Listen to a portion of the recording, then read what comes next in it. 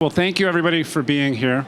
Really excited to be here to talk about a case study about our product that won the top HR Innovative Tech Product of the Year, Interviewer Insights. I'm Fred Rafelson. I'm an IO psychologist. I'm the chief IO psychologist at Talview. We're over at booth 2429 if you want to stop by. And I'm an assessment guy. And, you know, we talk a lot about assessments, candidate assessments, and we put a lot of focus on assessments, but the most widely used assessment of all gets the least amount of scrutiny, and that's the interview. So that's what we're going to talk about today, and we're here to solve a huge problem with interviews, and excited about it. I have two amazing people with me. I have Sarah McPherson from Best Buy and Vika Spagel from HCL. So I want to talk a little bit about what we're doing and then call these two folks up to talk about their experience with interviews and their experience with this product. And you know, really, how can you accurately predict candidate performance if you can't measure and ensure the quality of the interview process and the interviewer? There's so much focus. The focus on interviews is always on the candidate, but no one's looking at the interviewer. And in listening to our customers and in listening to our clients and what we know from years of research and the study of IO psychology and assessment, a lack of skilled interviewers is a huge problem, a big blind spot in the hiring process. The validity of interviews, in other words, how well they predict work performance, can really range from, fairly high to really quite low, depending on the quality of the interview. And the quality of the interview is based not just on the questions asked, but on the interviewer's skills. And that's something that we're going to focus on. Interviewers are not always effective, resulting in bad hires. Interviewers are not always fair, no matter how hard we try and how well-intentioned we are. We're all human beings, and we have unconscious biases, and they creep into the interview. And what happes to your DE&I initiatives when unconscious bias creeps into a process? And also, candidate experience. It's a number one concern for all of us, and poor interviewer skills can reduce the candidate experience, and we're going to lose good candidates. So it's this lack of interviewing skill and the resources to improve that really is the focus of this product. And one of the things we're looking at is interviewers following what we would call a best practice interview framework. Training interviewers through their actual practice, through the actual interviews, through the results of their conversation, by watching and listening to them conduct interviews. We're asking the questions: did you prepare for the interview? Did you look at the resume? Did you look at the assessment scores? Do you know the candidate that you're talking to? How many times, we're talking about these interview stories. How many times does someone get on a call and they don't even know anything about the candidate? Imagine yourself on the other end of that. We've all been at some point in our lives on the other end of that. Did they greet the candidate properly? Hey, glad you're here, Talk about the importance of the position. I don't care if it's a warehouse role. If we can't get products off our shelves, we're out of business. So this is an important role for our organization. Really excited to talk to you about it. Interested in hearing about your experience and your thoughts.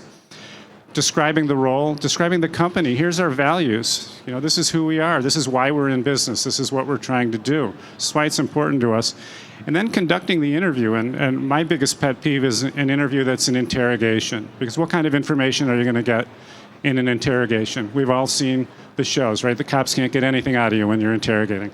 But it needs to be a conversation. When you talk to me, if we have a good conversation, if we're making a connection, I'm going to give you good information, and it's going to be job-related information. It's going to be valid information, assuming I ask the right questions. So we really want to look at the skill of the interviewer in that respect as well. Are they making eye contact with you? Are they looking at their phones? Are they changing the screens they're looking at while they're doing that? Or are they really interested in you and in this conversation? If they're not, they shouldn't be there, right?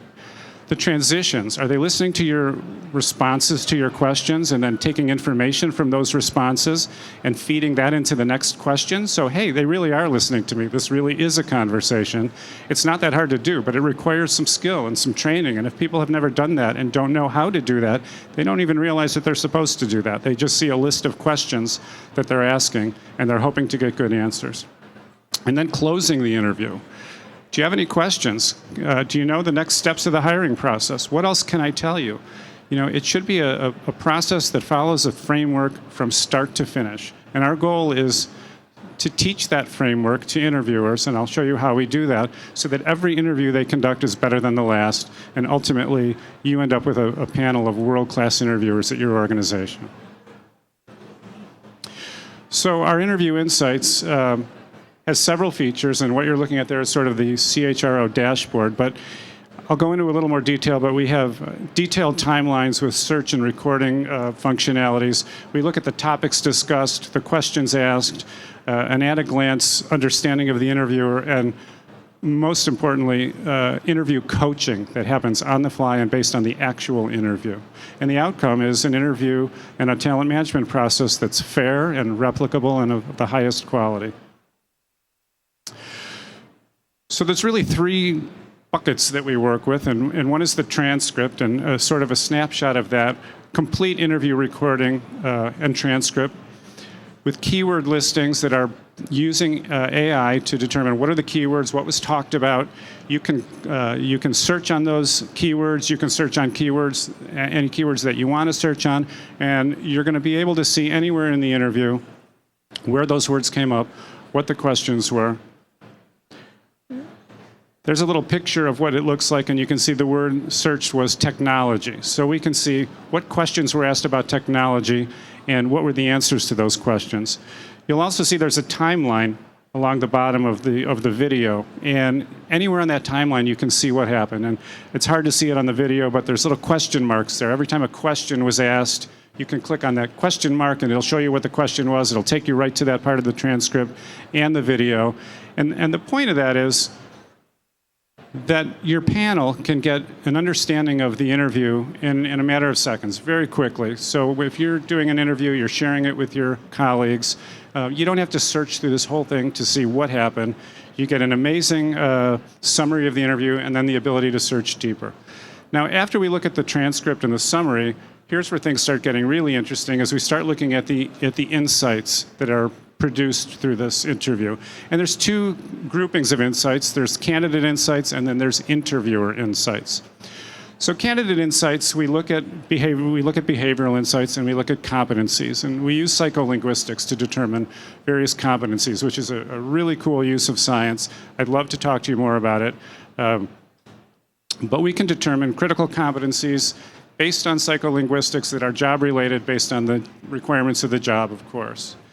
But then we look at the interviewer insights. We look at things like the talk ratio. Who did all of the talking? What questions were asked and answered? How many questions? Were you on time? What were your communication skills? How well did you cover the content?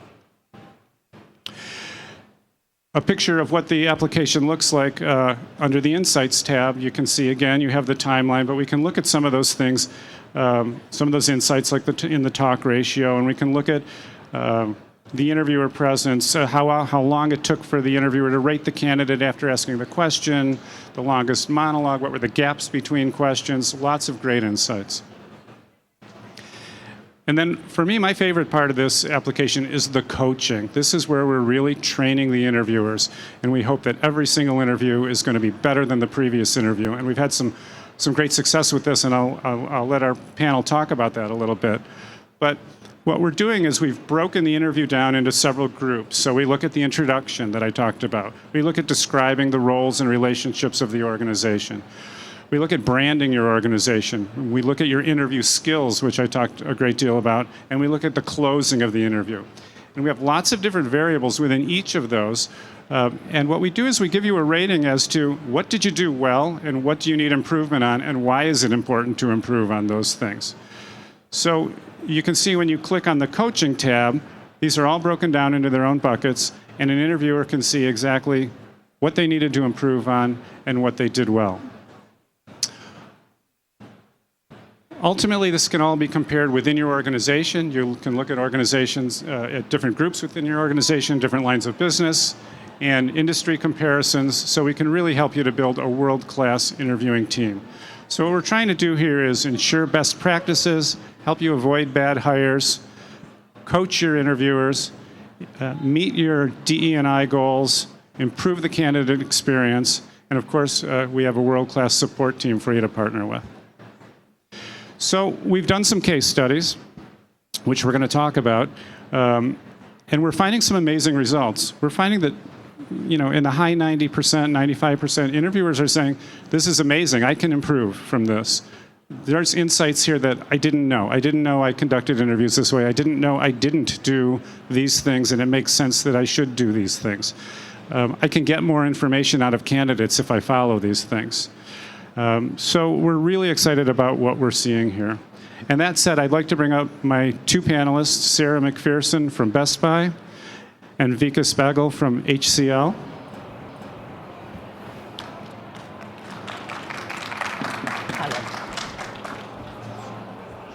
Hey. I love how I just surprised myself with my own voice. Now, I just want you to be aware that Sarah is very shy, so Total introvert. go easy on her. But I am short, though, so these stools are awkward. it's adjustable. So I guess I'd like to start by asking the two of you, you too, Sarah, the problem, the blind spot in the interviewing process, untrained interviewers. Yes. Is this an issue for you? What do you see, and how does this impact your organization? So, I work at Best Buy, and I've been with Best Buy for 9 years, and on average, we probably have 3,000 to 4,000 people participate in interview processes for us every year. 3,000 to 4,000 different interviewers. When you have that many people, we have 1,000 stores. If those stores have 2 people interview, that's 2,000 interviewers. There is no possible way we as a company can train, monitor, give feedback ongoing to those people who are making talent decisions for our organization every day.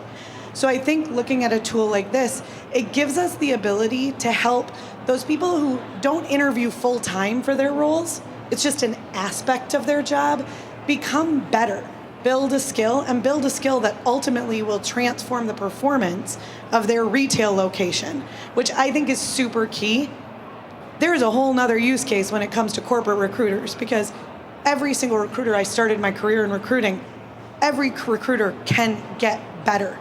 You can get better at it every interview, every day. I love recruiting, but I love recruiting even more when we see interviewers grow over time, because the quality of talent they bring in goes up every time they learn more. Do you see this as an issue at HCL? Yeah, so I think it's not only HCL, but it's an industry problem, right? Am I audible? Can you guys hear me? Okay. So, on an average, the research says, Fred, recruiters spend roughly about 6 seconds to decide whether the resume is going in yes pile or no pile. Just the 6 seconds. I think we take 30 times more to, put our popcorn in our microwave, right? So imagine they're deciding your career in that 6 seconds. And human brain, the research says that at any given point in time, we are bombarded with 11 million topics of information. And our ability is to consume only 40. Now, what will brain do? It will look for shortcuts to arrive to a decision, right? When there is so much information available, naturally it will look for shortcuts to arrive at a decision. And that's where the point which you were making, right? The biases.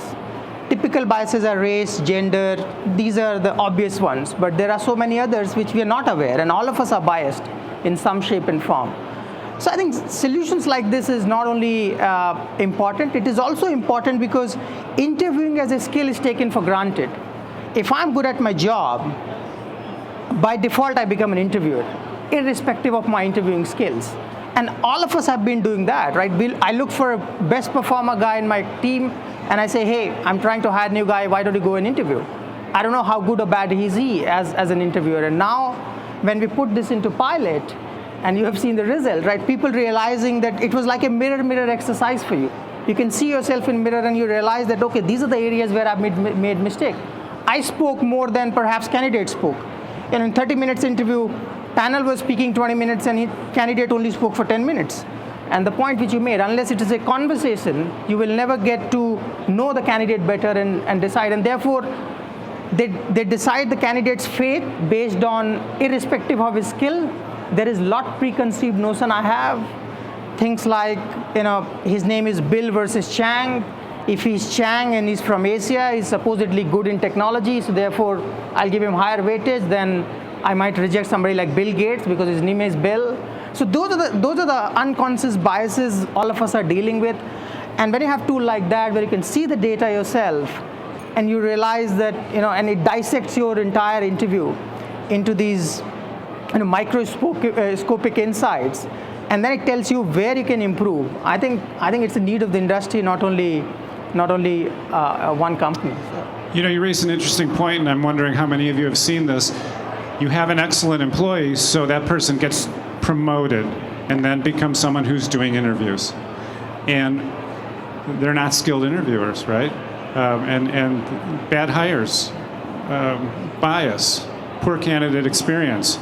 Person's great at doing their job, but they're now doing a role that they weren't trained for. Does that resonate with any of you out here? Yeah. Sarah, you're nodding your head. Comment? No, I would say that is retail in a nutshell, right? When we decide who's going to be a retail store manager, we're not saying, oh, you'd be a great store manager because you interview really well. We're saying you drive a store that is profitable, you don't have turnover, people like working for you, your team performs well. Those are the things we care about. And at the end of the day, it's our burden to figure out how to help you become even better by helping you become a better interviewer, giving you tools to select talent, whether it's, one of the things we already use from TalView is the asynchronous video interviews, right? One of the things we love is the fact that our managers can interview so many more people. They can eliminate some of that bias that happens in that resume review process. And then they get to watch those interviews and say, okay, here's who I'm going to move forward. But then being able to have those interviews analyzed and saying, now here's how you do a better job converting those people. Those all-stars that you allowed to get through your process, you want to land them. This is as much them selling themselves to you as you selling your company to them. And that means you have to interview well. I think one of the other problem it can solve is when you want to do a training by design, to say, hey, I have created an interviewing skill training program for you. It is available on some online platform. Go ahead and do it. We all know the adoption of such kind of training content, right? People hardly go there and do it. Here what it does is the moment you finish the interview, there is an analysis available to you, which is almost like a self-help, self-learn, just in time on your face. It's hard to ignore because it tells you that whatever 40 minutes conversation you had with candidate, here is the analysis and here are the actionables for you which you're supposed to take. And that is why that 90% plus people are saying that, yeah, it really helped because, it's like you go, I don't know, in this part of the world, when you play sports, there are, your whole, the game is recorded, and when you watch the recording, you realize that, oh, this particular shot, the angle was bad, and, my back lift is not right, something like that. So, interviewer gets that insight real time, he internalized that feedback, and what I really like, and it was fascinating to see in a pilot, most of the interviewers realized that simple things. One of them said that, hey, I took the note while I was doing the interview, but I never told the candidate that I'll take the note while I'm interviewing. So therefore, every time he was speaking, I was taking note and I was not looking at him, which was rude, right? And she said that, oh, I would have never realized that I've done that unless I've looked at something like that. So these are the small things, but I think it really creates that conversation which you was talking about between candidate and interviewer, and it's a continuous improvement. You as an interviewer, irrespective of how good you are in your regular job, interviewing skill is a specialized job, right? So every top performer is not a good interviewer or vice versa. So you need to have something like that, take database decisions. And you cannot train everybody. So there might be some people you have to get them off the bus to say, hey, the data consistently say that you're not fitting into a bill of being a good interviewer. So you better as well, get somebody else an opportunity to do the interview. So I actually really love that point Yeah. because I think it comes down to if we find out utilizing this tool that somebody interviewing isn't their strength, Yeah. but they are phenomenal at their job, well then why would we take them away from their job and have them dedicate time to something that isn't delivering results for our organization? And we could get somebody else where interviewing is really what they excel at and put them in that seat. We're going to get better talent. We're going to have people sitting where they're strong. One of the things I've heard from our customers, and I'm sure it's something you've thought about, is there's sort of a skittishness towards using AI. And I'm wondering, to me, it seems like this is a very comfortable way to bring AI into a process where you're not making decisions about someone's job, but you're actually looking at training interviewers as opposed to maybe AI-based hiring recommendations. Do you think that's an easier way for organizations to sort of get into the technology? I feel like maybe you queued that one up just for me. We are AI averse with all the legislation happening in Illinois and New York and state after state after state, making using AI for selection feel less and less safe from a litigation perspective. We want to be able to improve our recruiting. We want to get better talent. So why not turn the AI on ourselves and help us become better if we're not going to be able to leverage it for candidates? I also think over time, if we have these tools that are being leveraged to make us better recruiters, that are eliminating some of that bias, by very nature, the AI is going to get better and it's going to be more trusted in other formats. But I think it never is a bad idea. It's no different than doing a pilot in-house before you turn it to your customers, right? This is basically piloting AI with talent acquisition before you turn it on talent acquisition's customers, which are the job seekers. Yeah, I think my view is that legislations are there to safeguard somebody's interest and protect them. As long as you are responsibly using it and you're transparent to the person who's subjected to AI, which is candidate or your employee, I don't see there's a problem. But yeah, it's a moving block, so all of us need to learn, including somebody like you who are experts in creating these technologies. You got to work with us and help us. Perhaps we can bring the use case, HR use cases, but the marriage between the HR use case and technology, on top of that, we need to take care of these legislations, data privacy, and the candidate rights and choices. As long as we can create the right symphony of it, I think it's the way forward. Because saying that the fact is whether we like it or not, automation is going to come, and this HR Tech conference is a great example of it. I think there are so many of them who are trying to solve different pointed solutions, and I think that's the way forward. So there's no point saying that I'll be fence sitter and I'll see how it goes and then perhaps I'll adopt, because you'll miss the bus. All of us need to do it in some shape and form. Obviously, we gotta put our checks and balances in place and figure out what best work for you, because it's not one size fit all. You got to figure out what is your business, what is your company, which vendor you should take, which technology will work for you or not. So, Vikas, you said an interesting thing earlier when you were talking about, I have a pretty skilled interviewer, and he mentioned that, I didn't notice that this is one thing that I don't do in my interviews. I could do this a little bit better. And my question is, I guess, how do interviewers respond to being monitored and being coached by a tool like this?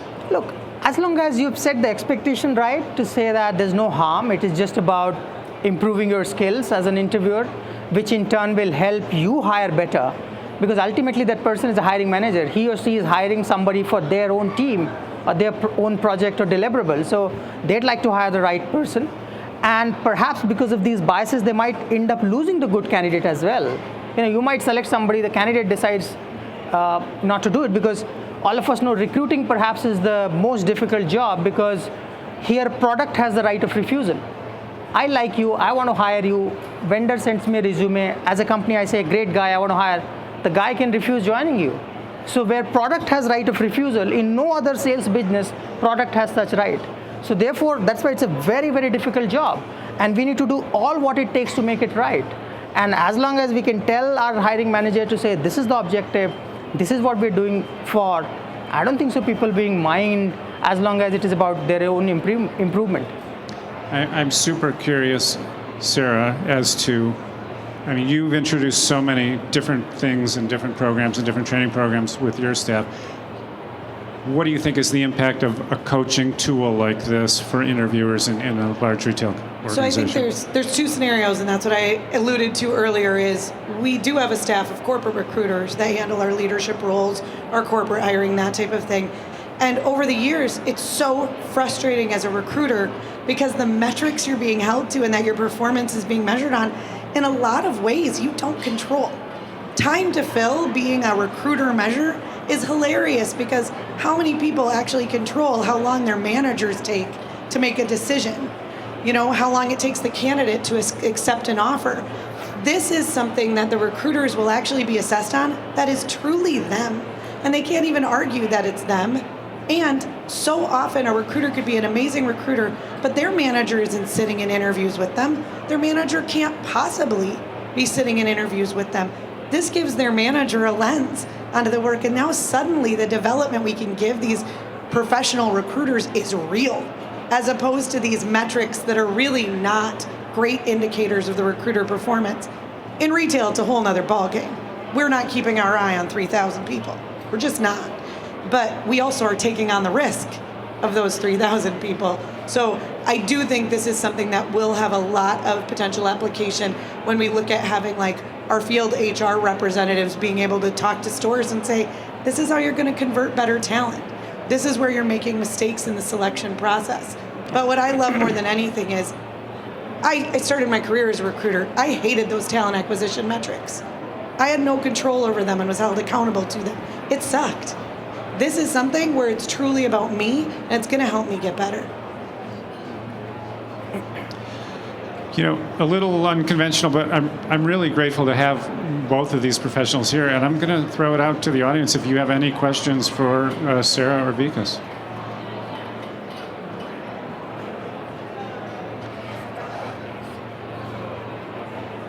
Asynchronous interviews are actually basically traditional video interviews where when somebody applies and they meet the qualifications, they will immediately get a, hey, that application was great, we want to interview you. And we actually have worked with Talview and worked with our internal marketing team, Yellow Tag, which is amazing. Shockingly, Best Buy calls our internal marketing team Yellow Tag. Anybody surprised by that? So our Yellow Tag team did an amazing job of creating these super engaging videos that ask questions of the applicant.